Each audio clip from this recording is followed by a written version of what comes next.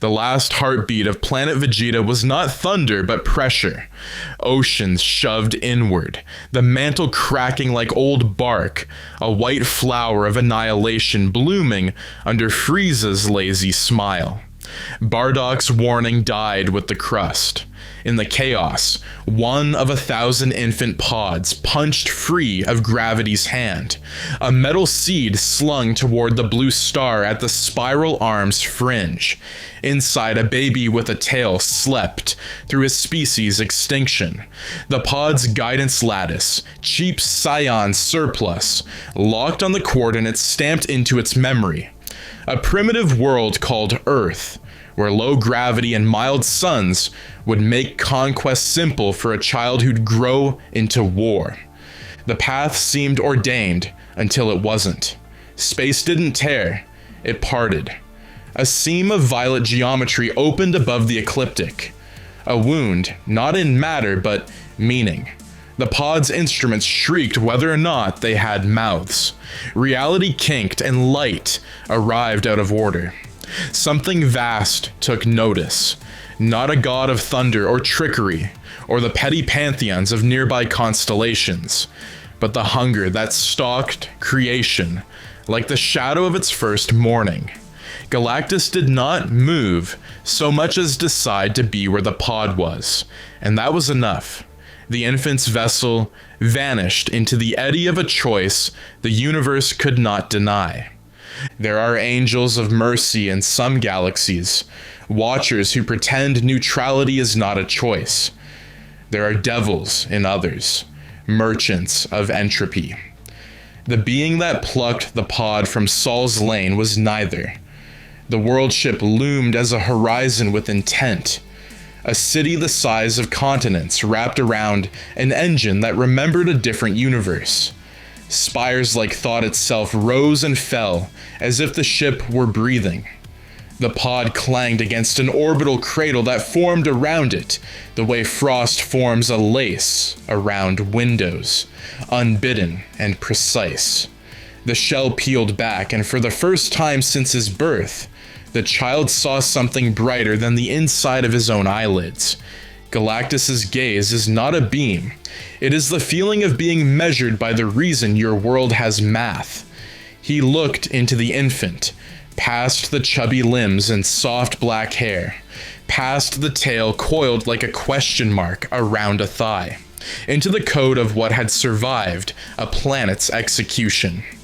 Saiyan, apex predator, adaptive, unafraid to improve through pain, a spark that loved struggle the way suns love hydrogen. The Devourer of Worlds had burned through heralds before, proud, faithful, rebellious, broken. Here was a lattice with room for an entirely different kind of song. He did not speak with lips. Concepts poured like warm metal into the nursery of the ship. Assessment, selection, reshaping. Machines older than language unfurled and clicked into concert. The infant did not cry. His primitive, newborn, animal, flickered in confusion as conduits woke and sang. Where another herald had been built as a compromise between conscience and commission, this one would be engineered as a caliber. The power cosmic descended like a tide that remembered the seabed's face, washing through mitochondria, teasing open potentials. Saiyan biology had hidden for millennia, and binding them to currents that threaded galaxies together. If he had a name, it was Kakarot. If he had a past, it had ended in magma. Galactus gave him neither history nor future, only function. Herald. The title settled on the bone, a crown of condensed imperative. Circuits like veins laced his skin in pale, argent tracery. Neither armor nor tattoo, but a language the cosmos could read. The child's tail uncoiled and flicked, silver gleam catching starlight that had never touched Saiyan fur before. Somewhere in the ship, 1,000 records, updated to reflect a small but important fact. The search would go faster now. The world ship teaches by immersion. Gravity turned on its side and became a thing to climb. Hallways lengthened and shortened according to curiosity's vector. When the child reached for a dangling strip of light, the ship made it a staff. And when he swung at empty air, the air took the hint and molded into resistance. A pole, simple, ceremonial, a prank of design, met his hand, and the ship remembered a legend from a different cosmos. A rod that could bridge distances no oath could span. The power pole he had not earned yet took shape anyway, its atoms encouraged by Galactus to behave like a promise. He grew without parents, but not without questions. The ship had starfields for lullabies, and sometimes when he slept, the old universe's last echoes slipped across him like a shawl left on a chair. Cities built of equations, a sky that had once been a sea, a giant who murdered nights so days could eat. He woke with a hunger that was not his own and trained to satisfy it as if it were his. Punches formed craters in practice moons. Kicks drew auroras out of vacuum. He discovered that pain made him better, that every broken knuckle was a hinge on a new door, and that the power cosmic made the doors open wider each time he walked through. He did not learn pity. Not because it was denied, but because it was never offered on the menu of ideas. Galactus's voice arrived as instruction. You will seek, you will judge, you will call. It wasn't cruelty. It was architecture. The Saiyan loved architecture like a battering ram loves gates. Tests followed. Artificial suns hurled flares, sharpened to knives. Asteroid fields crushed inward as if they were fists. He learned to thread currents between particles, to lean on space the way an old warrior leans on a friend, to push and feel the universe push back. The first world he found became a ceremony.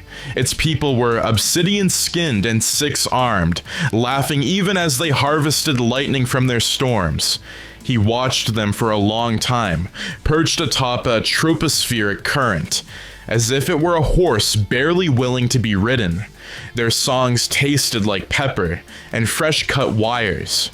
He found a ring of champions who tested one another with ritual bruises, and the sight made something deep and wordless stand up inside him, something tail-wagging and delighted. He sparred with them in secret for 3 nights, teaching nothing, learning everything, winning and winning and winning without keeping score. When he raised his hand at dawn on the 4th day, the sky bowed to the gesture. A spear of light lanced upward and did not leave a mark on the clouds, because it had never been meant for weather. Galactus felt it from beyond the neighboring arm, the way a tide feels the moon's arrogance. The world ship drifted, intention turning like a season, and so many kinds of technology you could call it a pantheon came alive at once. The planet did not end in fire. It ended in understanding. The people watched their day close in a different color and held hands because their rituals instructed them to be brave. Empathy is often taught by absence, but absence can teach other things too. When the dust of the first devouring thinned, the herald hovered in the vacuum, above where songs used to be, and felt stronger.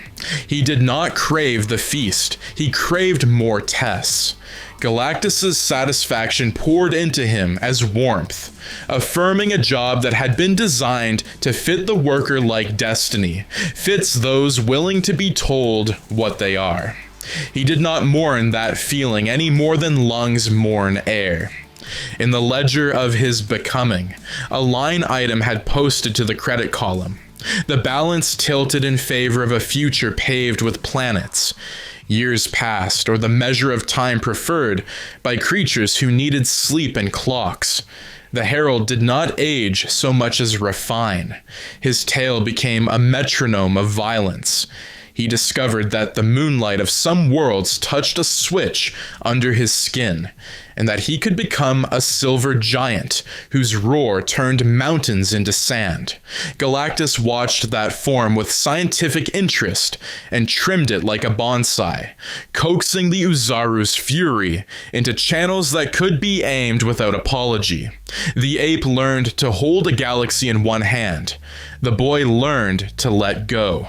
Other heralds' names passed through the ship like weathered prayers. Norin Rad, Frankie Ray, Tirax. Some had knelt, some had bargained.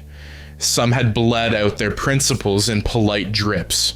The Saiyan did not have principles. He had instincts and orders, and they harmonized. On a cooling world whose core had become a reliquary for its ancestors' code, he found the skull of a rebel who had once ridden aboard and promised a woman he'd return. He held the skull up to a red dwarf and squinted as if trying to see a message in the bone. Then he let it go. It spun away, trailing dust like a thought he would never think again. A watcher observed him once, as if curiosity were a debt the universe had to pay itself. The herald felt the scrutiny and turned his head, the way a predator turns toward a camera. The watcher expected appeal, or argument, or perhaps the glimmering of a conscience gravid with crisis. He received a nod instead, acknowledgement without transaction, a silent "I see you" without the rest of the sentence. The watcher wrote that down in whatever book watchers use when they refuse to intervene. He underlined it because he understood how dangerous a mind becomes when it has never been asked to doubt itself. Galactus did not award praise, he calibrated it.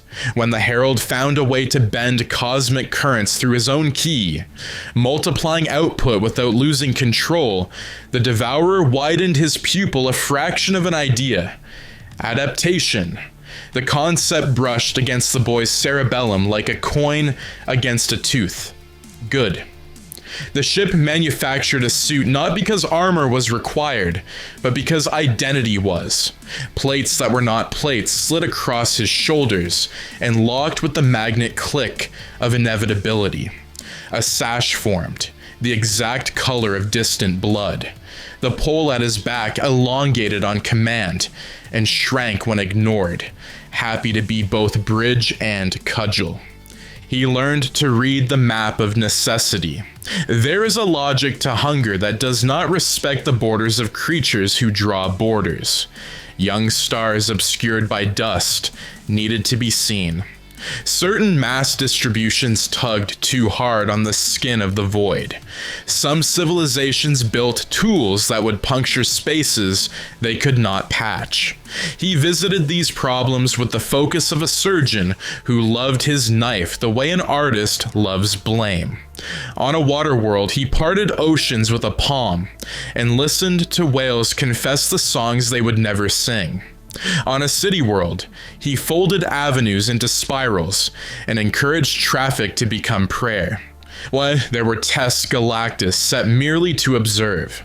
On a ringed planet with low gravity, the Herald fought a storm that had been alive since the planet had learned its own circumference.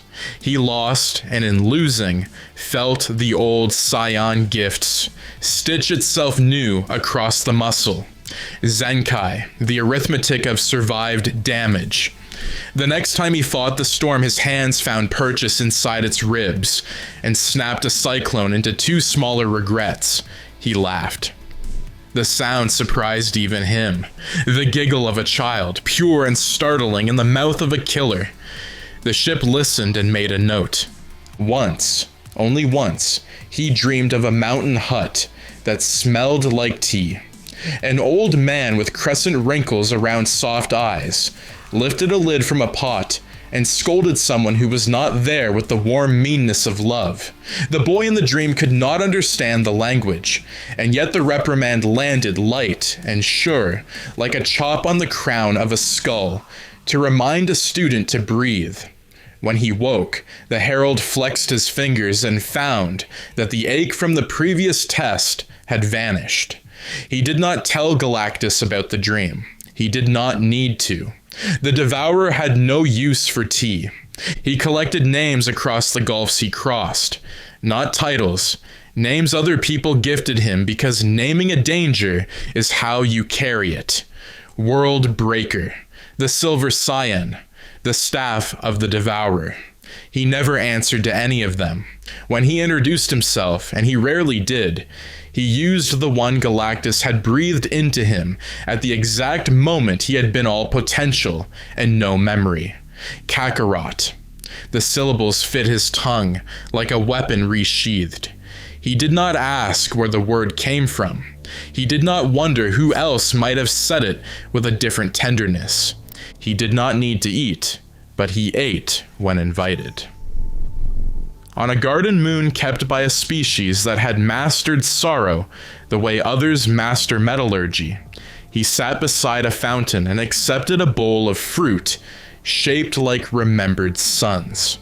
The caretaker told him a story of a warrior who had laid down his blade after he'd learned that winning had nothing left to teach him.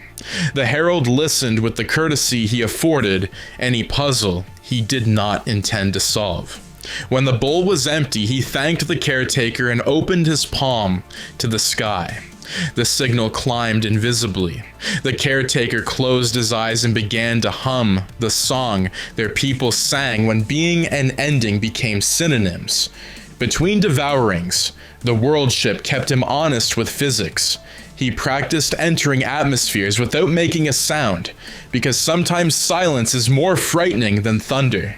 He practiced opening his hand and turning gravity in a room by 1 degree only, to watch how cups trembled against tables and lovers leaned slightly closer by accident. He practiced stopping. The hardest technique was stillness in a cosmos that insisted on momentum. He learned it the way all hard things are learned, by failing and failing again, and mistaking failure for a friend until it taught him its real name. There are crimes that announce themselves, and there are crimes that look like maintenance. The Herald preferred the latter. He would mark a world with a needle thread of signal, a scrawl only Galactus and machines of similar arrogance could read. Sometimes he lingered to watch how the news changed people's faces. Some wept, some fought, some forgave each other with a panic that wore forgiveness like a mask. The ones who laughed he remembered. Not with affection. Affection had no seat at his table, but with professional curiosity about what joke they had told themselves to make the end taste better. His power grew in ways that would have made other Saiyans write songs about him under stars they'd just stolen. He learned to turn his aura inside out, making absence shine. He learned to thicken space in front of a punch, so the punch would land on tomorrow. He learned, this delighted him, to stand in front of a beam designed to erase matter and persuade it, gently, to reconsider. Galactus fed on worlds. Kakarot fed on improvement. In this, servant and master were a perfect fit. The rumor of Earth reached him like a smell. Salt, fear, stubbornness, jokes. Its defenders were said to be unwise in exactly the way that makes history excited. Mortals who kept throwing their bodies in front of cosmological wheels as if ribs were wedges. Reed Richards' calculations had been shrewd once. Thor's hammer had reminded arrogant things to duck. A man in armor had tried to make a different kind of god out of money and guilt. Mutants had turned arguments into parliaments with bone. The Herald tasted the shape of these stories and found they sharpened his appetite for difficulty. Galactus does not decide to look at a world. He allows a world to explain why it matters to him. Earth's dossier fluttered across systems that had never known paper. The world ship plotted a course with the humility of an avalanche. The Devourer's voice pressed into Kakarot's spine. Go before me, make straight the path. It was an old instruction, made new by the mouth that delivered it. The Herald answered without words. His aura brightened to a color only empty space can see when it blushes. On the way, he passed the ruin of a Saiyan outpost no map could have predicted. The stars forgot to twinkle above the broken station. He drifted through the chambers, tail low, the way animals lower their flags in the graveyards of their species, without understanding the ceremony. Something called to him from under an overturned console. A tiny cloth, patched so many times it had become more patched than origin. He touched it. Dust leapt to his fingers like a private rain. A word he did not know he knew rose, uninvited and unwelcome, into his mouth. Mother. He did not say it aloud. He closed his hand and the cloth became heat, and then ash, and then a lesson about friction. The pain was absent because the Power Cosmic refused to make room for it. He squeezed until there was nothing left between his palm and his pride. The tail behind him stilled, every hair aligned like soldiers in a line. He left the outpost without looking back. Behind him, airless rooms remembered lullabies they had never hosted. As Saul's light began to thread the edges of his senses, sleep found him not because he needed it, but because dreams are a kind of weather and the universe insisted on a forecast. He dreamed of a blue planet where gravity wore a friendly face, and monsters waited politely in forests to be punched into better moods. An old man's hand rested on his hair, heavy with a permission the boy had not sought. He woke with his fist closed. The pole at his back lengthened 1 inch without being asked, like a companion clearing its throat before conversation you can't win. He broke into Earth's magnetosphere as a rumor, and then a certainty. Satellites jittered. Aurora draped itself over the poles, like a veil over a face that had decided not to say yes. He tasted the planet the way a chef tastes a sauce at the lip of a spoon.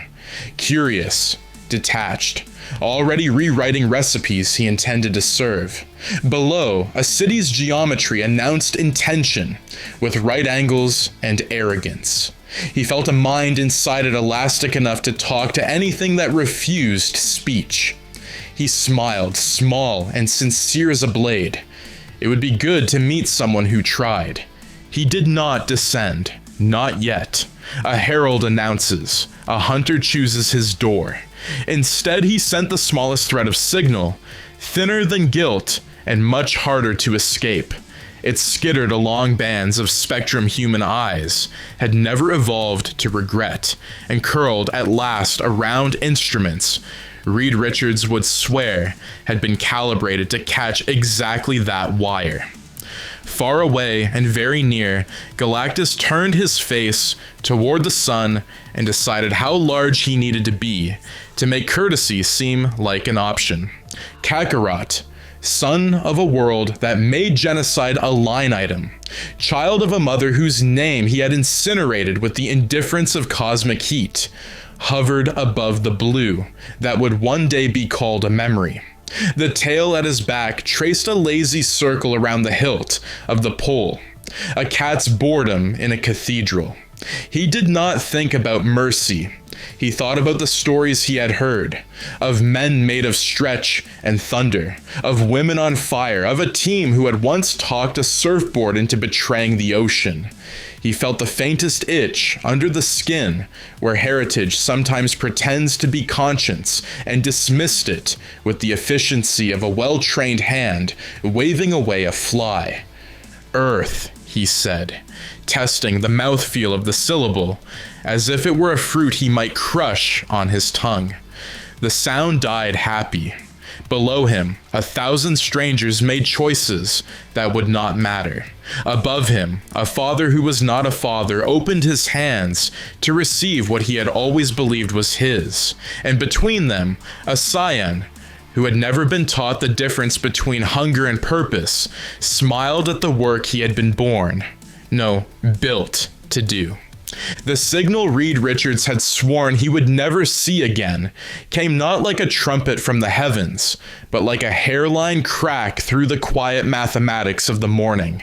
It threaded itself through radio and neutrino, through instruments that hadn't been invented last week, and prototypes that had only ever worked inside Reed's head.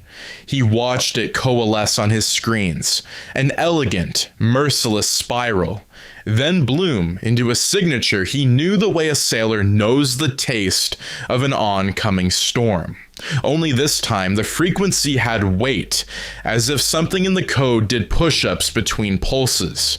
He felt old future fear move behind his ribs and stood up before he realized he had moved. He called for the team without shouting.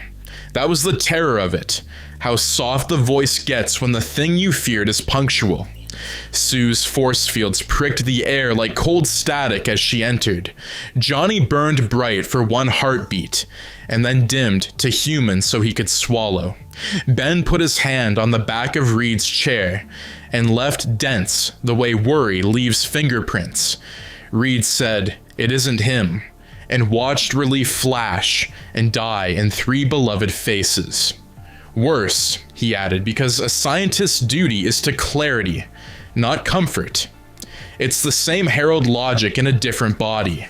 Augmented, adaptive, alive in ways my equations don't like. The first tremor rolled through the city, not as a quake, but as an etiquette correction. Glass adjusted its expectations and chimed.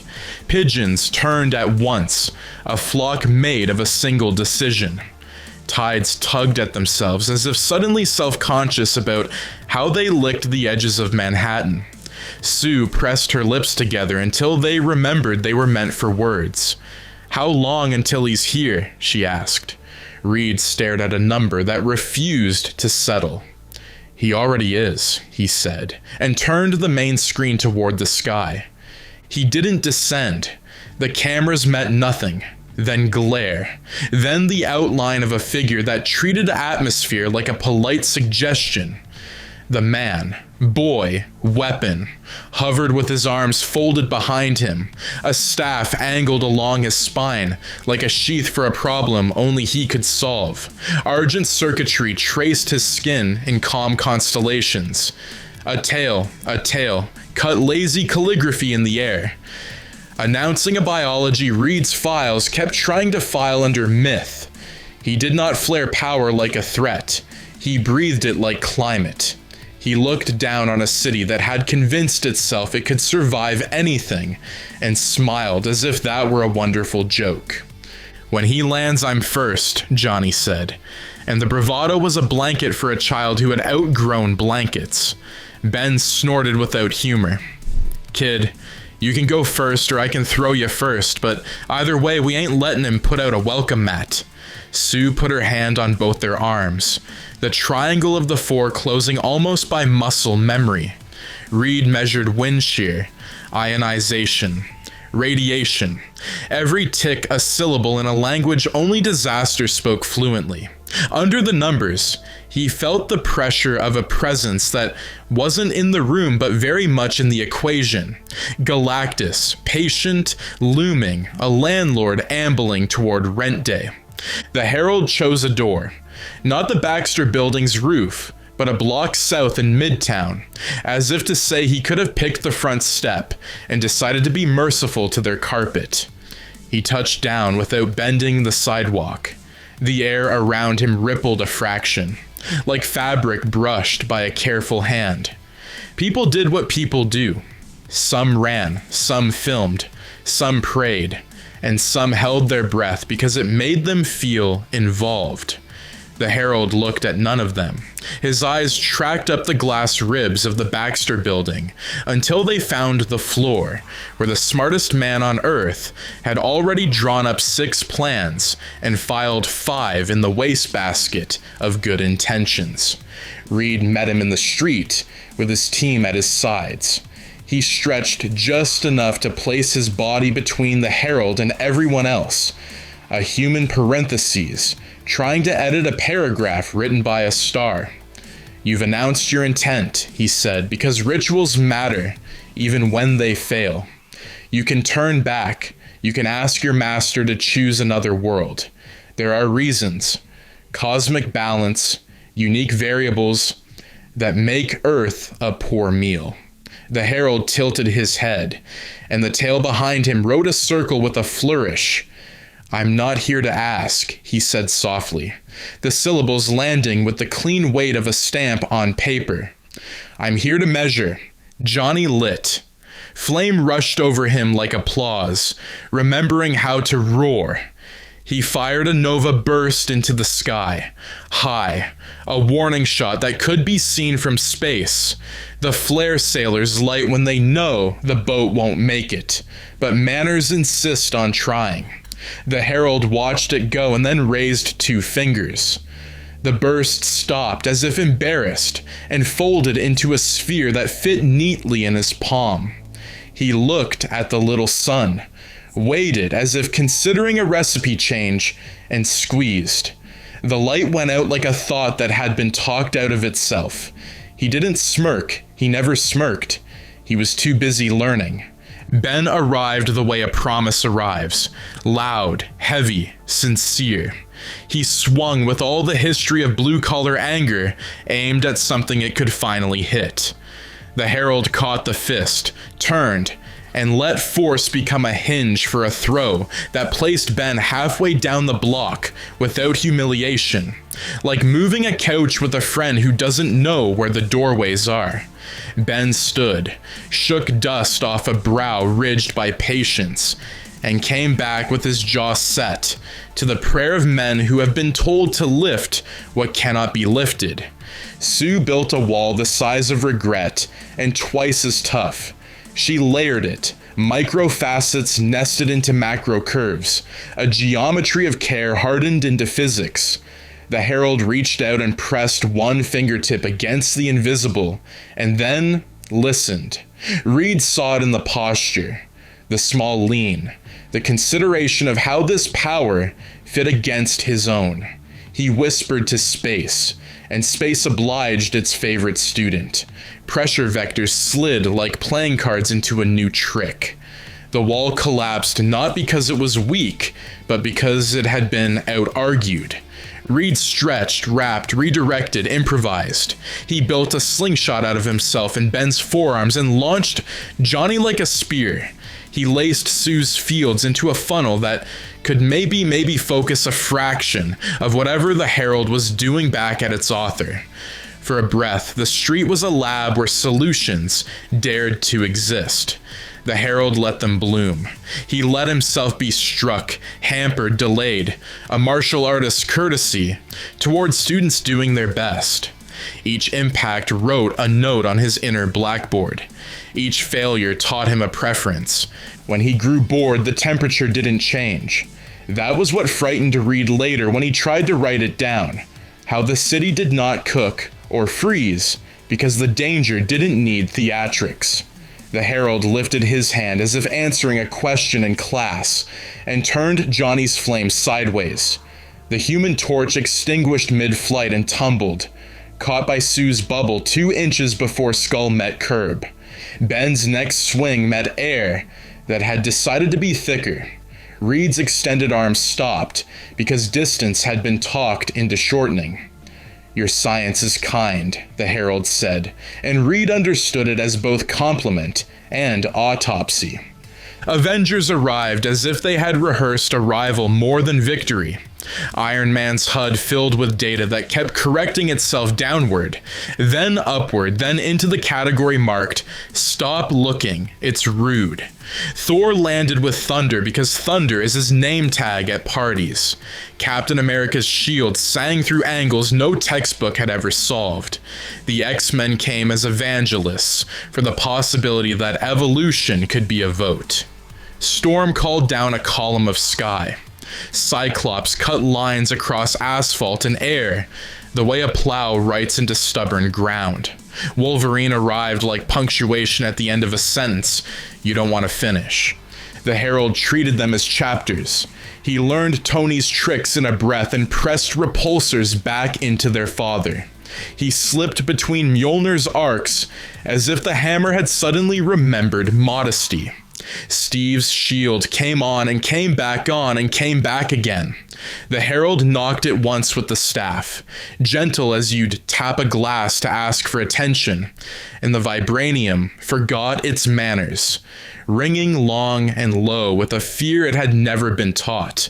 Storm's weather slid off him like rain off oiled truth. Cyclops' beam split at the herald's gesture and cut two perfect lanes into a building that owed them rent.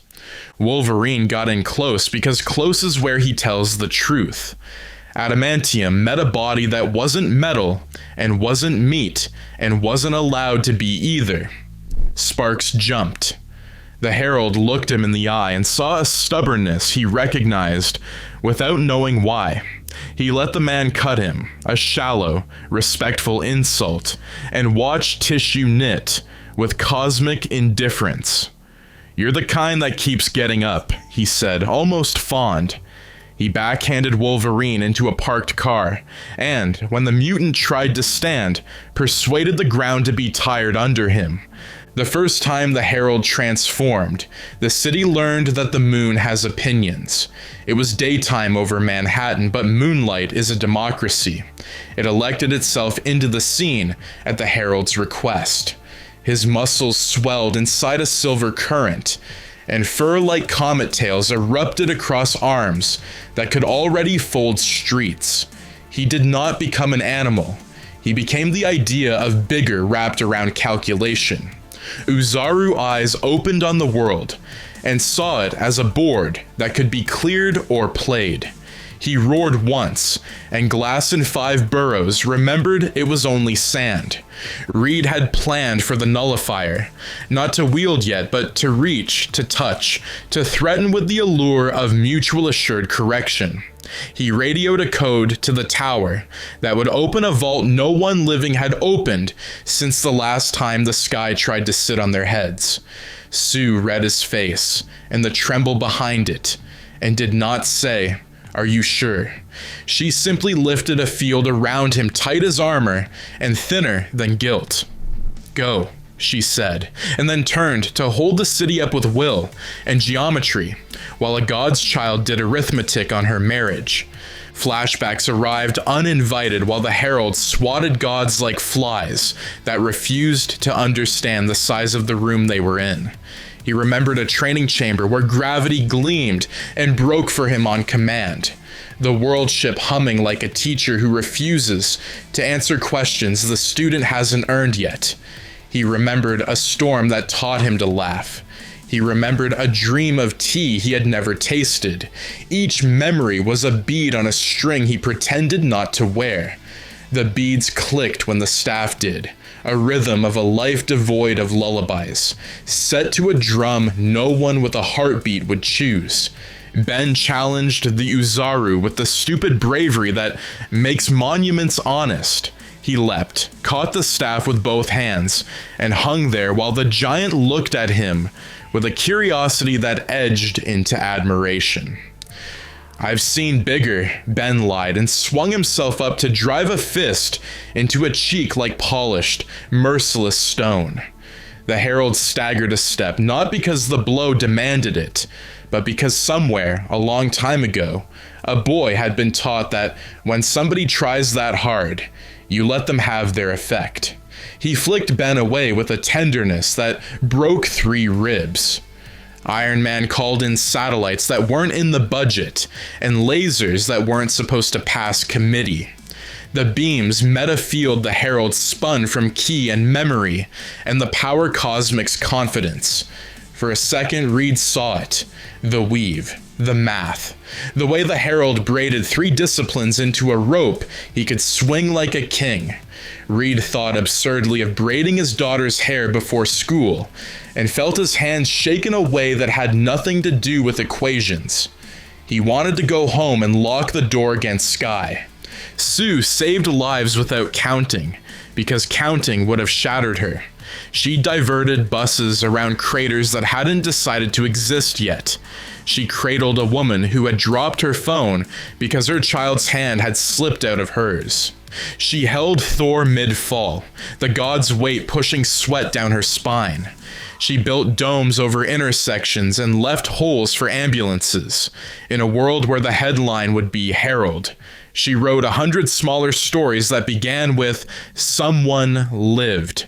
The Herald felt her everywhere, a pressure that argued for gentleness against a universe that had chosen efficiency. He decided, not unkindly, to teach her that persuasion can be a knife. Captain America stood where he always stands. The place Hope looks ridiculous. He raised the shield because that is what the shield knows how to do. The Herald looked at the man and felt a flicker, annoyance, respect, at the way some creatures continue to vote with their bodies. Why? He asked, genuinely curious, the word falling heavy out of a mouth that rarely asked anything. Steve breathed hard, smiled with blood on his teeth, and said, "Because we're here." The Herald nodded as if appreciating a theorem proved by persistence, and knocked him 10 meters with the sort of precise kindness you reserve for precious things you don't want to break. The call to Galactus went up invisibly, but souls like Reed's heard it anyway. It was a pressure change under the sternum, a barometer of doom. The world ship responded by becoming Horizon. Daylight dimmed as a shape bigger than thought approached at the pace of inevitability. Reed reached the vault and laid a stretching, shaking hand on a mechanism that wanted his handwriting more than it wanted his fingerprint. The ultimate nullifier sat inside as unremarkable as good advice. A thing that could remake arrogance into humility by deleting both. He lifted it, and the Herald felt the motion the way predators feel, the way grass shakes when prey decides to run. The Uzaru sloughed away like a polite coat in summer. The Herald returned to the form he enjoyed when precision mattered. He was there with Reed instantly, no span between intent and arrival. The staff tapped Reed's wrist, and Reed dropped the nullifier not because he wanted to, but because his hand obeyed a physics that no longer reported to him. Sue reacted faster than the city, boxing the nullifier inside layers of field, thick enough to stop Mjolnir cold. The Herald looked at her with interest and, for the first time since he had arrived, smiled as if he had found a worthy equation. "Please," Sue said, and it wasn't bargaining so much as a mother's triage. "Please don't." The Herald cocked his head. Not mocking, not cruel. Studying. He placed his palm against her field and didn't push. He hummed. The music of the Power Cosmic threaded into the latticework of her will. Her field thrummed sympathetically, like a glass singing when a finger runs its rim. For a second, she felt him. Felt the childhood without lapse, the training without praise, the laughter at storms, the dream of tea. Her eyes widened. "There's a boy in there," she whispered, and for that mistake, for that mercy, he rewarded her with clarity. "There is a Herald in here," he said gently, and closed his hand. Her field collapsed without shattering, folding back into her like a napkin at the end of a meal. The nullifier dropped, the staff flicked, the device split in two clean halves that did not spark or scream because the idea behind them had been convinced to rest. Reed's face broke the way faces break when intellect meets its superior and finds awe in the defeat. The Herald touched his shoulder in acknowledgement, a teacher's pat. "Kind science," he repeated, and the compliment bruised. Galactus eclipsed the sun. The city learned new shadows. People who had not believed in gods found their bodies, kneeling despite instructions from the head office. The Devourer spoke without sound, and skyscrapers leaned inward as if to listen. The Herald rose, cleared the battlefield with a glance that nudged weather aside, and addressed the father who was not a father. "Prepared," he said, and the word arrived in Galactus like fuel. The world ship unfurled instruments that looked like art to anything too small to die of them. Reed did the selfish holy thing and radioed the world to say goodbye. He kept his voice even, because leadership is a kind of music, and people can walk into fire if the song tells them how. While he talked, the Herald floated above the first projector and adjusted it by a fraction, the way you tweak a picture frame before guests arrive. He was careful. Care is not compassion. Care is excellence that refuses to slacken because the job is ugly. He did the job. Heroes kept trying because scripts are braver than actors. Thor hurled himself with a scream that made the air try to grow older and tougher to resist him.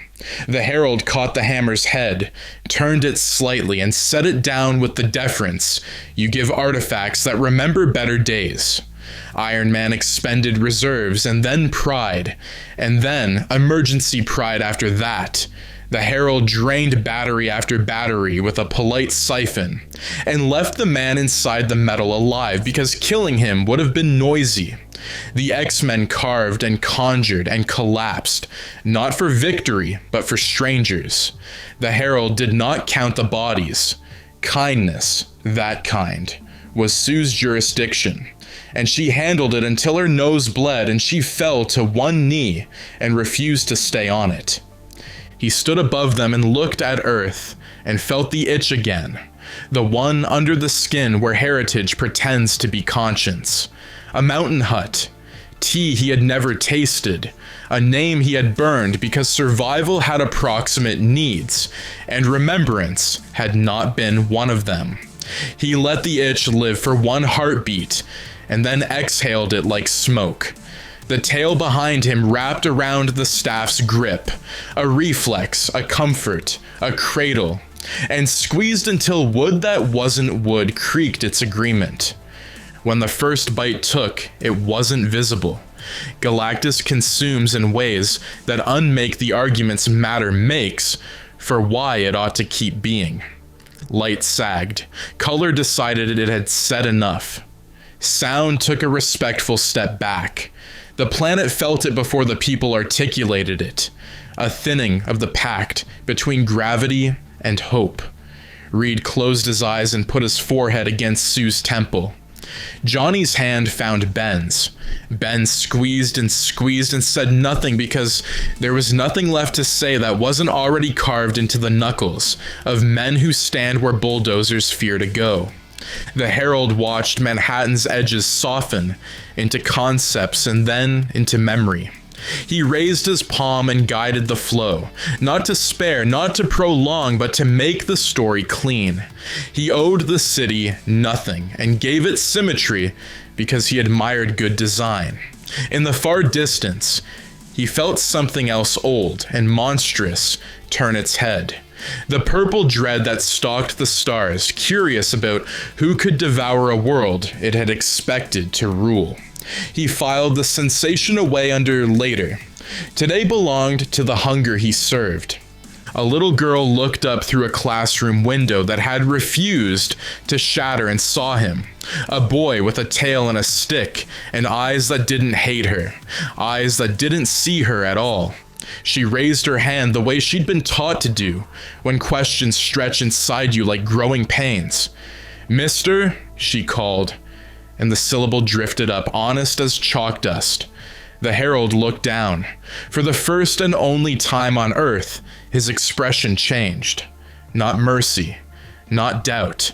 Recognition, maybe, of the choreography of childhood. Hands up, waiting to be called on by a universe that rarely calls your name. He lifted 2 fingers in acknowledgement. Then he turned his head back to the work. When it was done enough to declare it done, he descended. The city was a geometry lesson the ocean would erase, the air thick with the last complaints of atoms made to move on.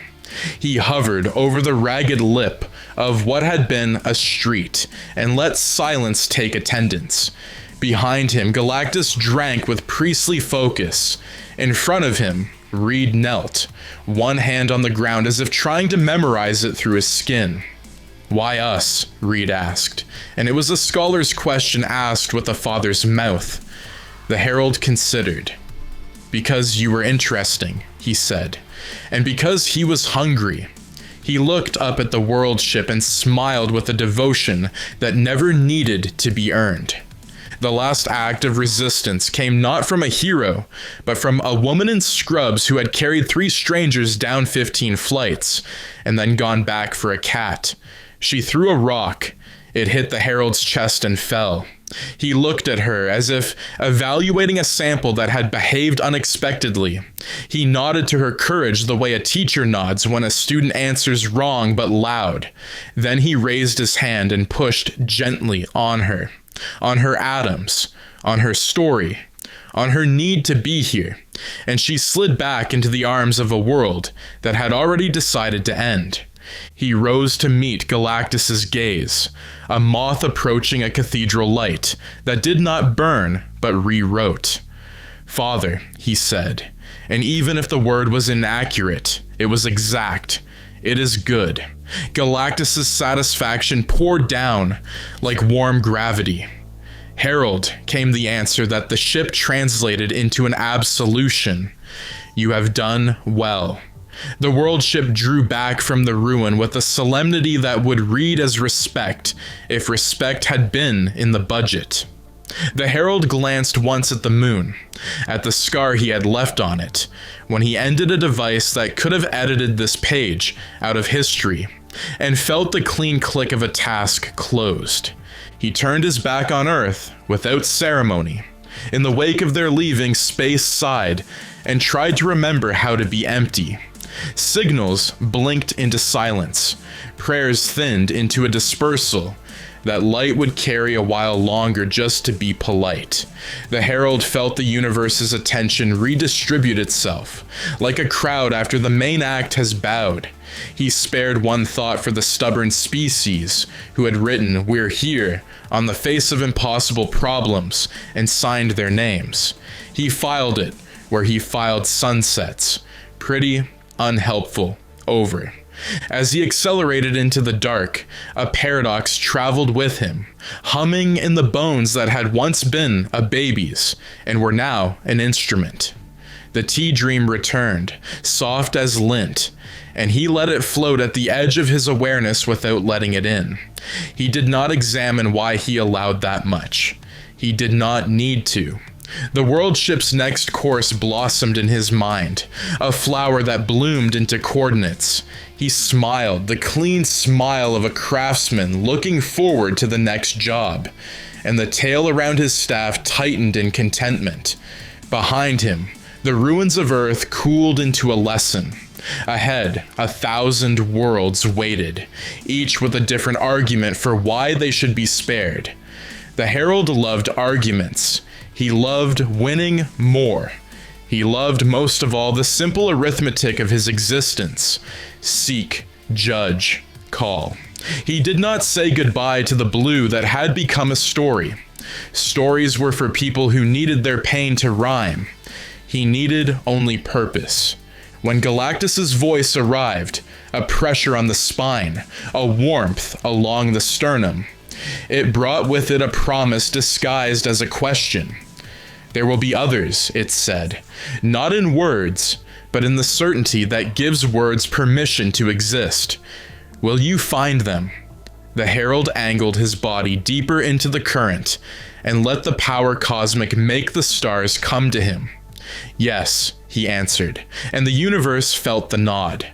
And somewhere so small it might as well have been fictional, a cup of tea steamed on a table no one sat at, beneath a roof the wind still worried at, on a mountain the sky kept as a favorite. The steam traced a question mark, and then a period, and then nothing at all. The Herald did not smell it. He flew on, efficient and pleased, a silver line through black. The boy who had never been taught how to stop being a tool, sharpened to a point that loved being a point. The dark made room for him with the grace reserved for certain storms. The scars of Earth's death still clung to the Herald, like faint dust across his silver skin. He had washed in the void. Let the cold and the power cosmic scour him clean, but memory is not a stain you can scrub away. It followed him as Galactus steered the world ship toward the next coordinates, another world, another civilization to erase from the ledger of existence. For Kakarot, it was a continuation, an unbroken line of function. For the universe, it was a new page in a book that should have been burned before the first sentence. The next target was unlike Earth in one significant way. Its people knew what was coming. The Clintar Expanse had heard of Galactus. The symbiotic race that made its home there had stories etched into their oldest hosts about the day the Devourer might arrive. When Kakarot appeared in their skies, they did not mistake him for a savior. They armed themselves not in armor, but in numbers, millions of minds merging into one singular will to fight. The Herald studied them as a chess master studies an opening he hasn't played in years. The Saiyan part of him thrilled at the challenge. The Herald part simply saw an obstacle to be measured, then erased.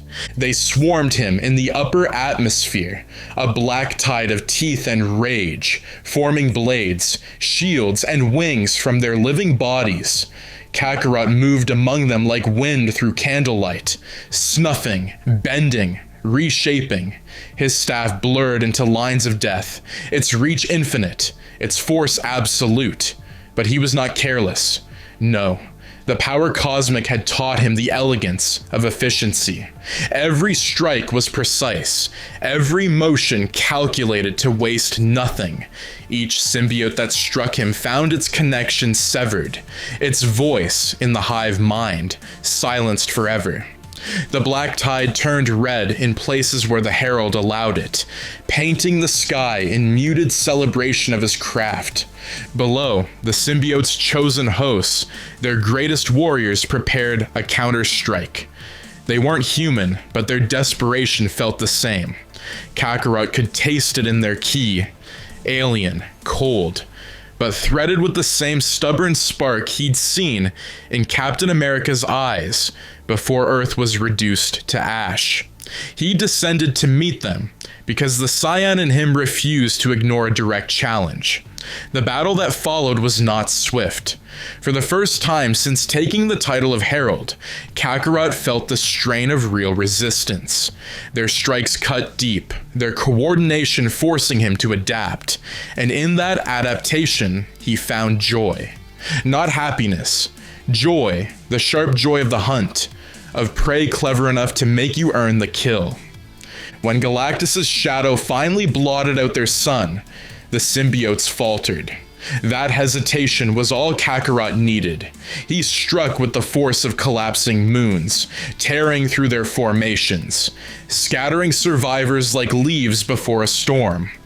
The black tide broke apart, their hive mind screaming as one in defeat. The Herald stood among the wreckage, chest rising slowly, tail coiled in satisfaction. He looked to the sky, to the silhouette that had shaped his life since infancy, and gave a single nod. The feast could begin. The world ship's instruments unfolded, each one a cathedral to destruction. Beams of impossible light lanced downward, turning oceans to steam, mountains to glass, and forests to brittle shadow. The symbiote planet did not explode, it emptied, its very essence consumed. Kakarot stood at the epicenter, unblinking as the world's song faded to silence. He did not hear death cries anymore. To him, they were simply the background hum of the universe doing what it had always done.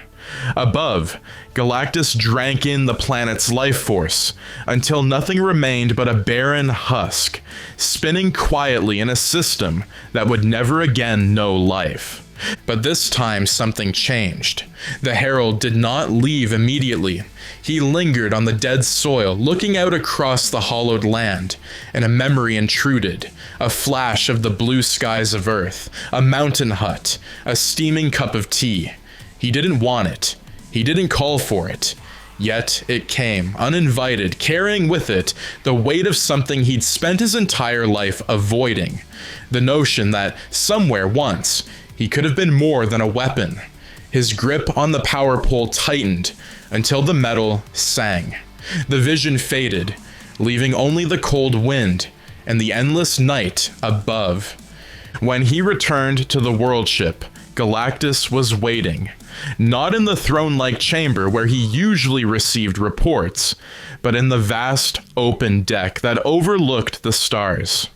The Devourer's gaze fell upon him, heavy and approving. "You lingered," Galactus said. "Not a question, but an observation.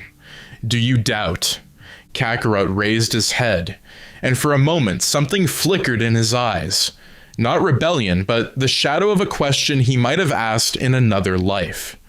"No," he said, voice steady. "I savor." Galactus leaned forward, the motion enough to make the air between them ripple like a disturbed pond. "Good. You will savor the next as well. There is no end to the hunger." The truth of that statement settled in Kakarot's bones like iron. There would never be an end. Not for Galactus. Not for him. The universe was an orchard, and they were its harvesters. Later, alone in his quarters, Kakarot stood before the viewing window, watching the light of distant stars. He imagined each one as a world he might one day destroy, each a story he would never hear, each a child's laughter he would never allow to grow into memory. His tail curled slowly, possessively, around the power pole. Somewhere deep within, the Saiyan nature whispered of challenge, of the thrill of the fight. But over it, louder and colder, the Herald's voice reminded him of the truth.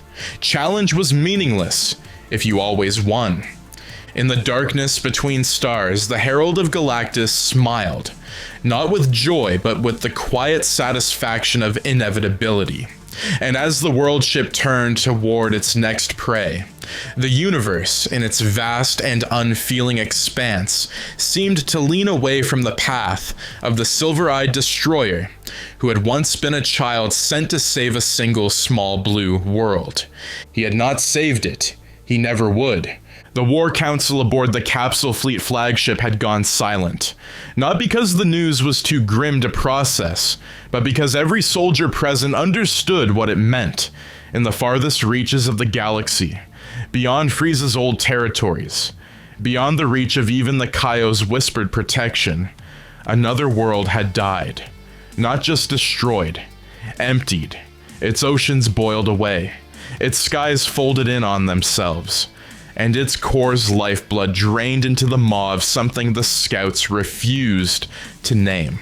But the name had already spread in taverns, slave markets, and deep space relay stations. The Silver Saiyan.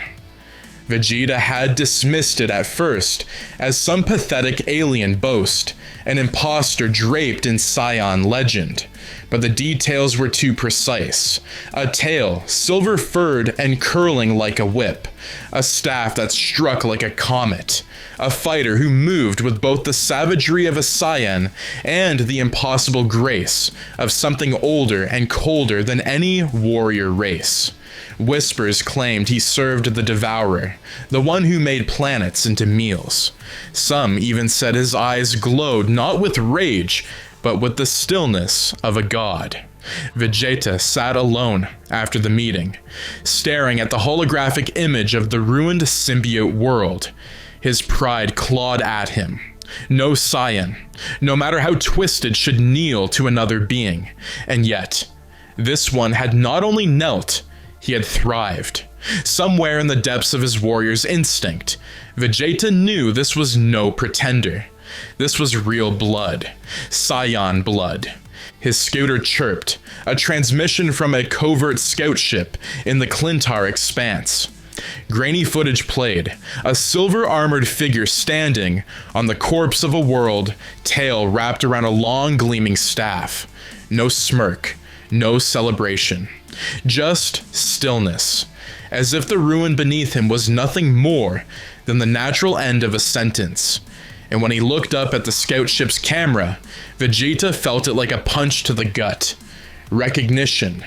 Not of him specifically, but of the bloodline they shared. Kakarot. The name rose unbidden in his mind, heavy with memory. The low-class fool who had defied fate, who had surpassed him, who had died and returned more times than Vegeta cared to count. But this was no Kakarot he knew. This one's aura was wrong, void where it should have burned, silent where it should have roared. Power cosmic, wove through Saiyan ki like chains of starlight, every thread a leash, back to the massive shadow that loomed just behind him in the footage, Galactus. Vegeta closed the feed. Pride didn't allow fear, but something in him, call it instinct, call it the ghost of a conscience, knew there would be no diplomacy, no redemption, no Dragon Balls to wish away a monster like this. The universe had let Kakarot slip from its fingers as a child, and now he had returned as its executioner. He stood, fastening his gloves with deliberate precision. The thought of defeat didn't matter. The Saiyan code did not allow him to sit idle while one of his own destroyed their warrior legacy by serving as another's leash. If the Silver Saiyan's story ended, it would end with Vegeta's hands around his throat, or with Vegeta lying broken at his feet. Either way, there would be no retreat. As his ship broke free from the gravity of the capsule fleet's home base, Vegeta opened a private channel and sent no coordinates, no report, only a single transmission to any who might be listening on the path ahead. Kakarot, I'm coming for you. Far ahead, aboard the world ship, the Herald of Galactus paused mid-flight, his tail uncoiled slightly. And for reasons he didn't trouble himself to understand, a faint, amused smile ghosted across his face. Then he turned his eyes back toward the next doomed horizon. The hunt had just become interesting.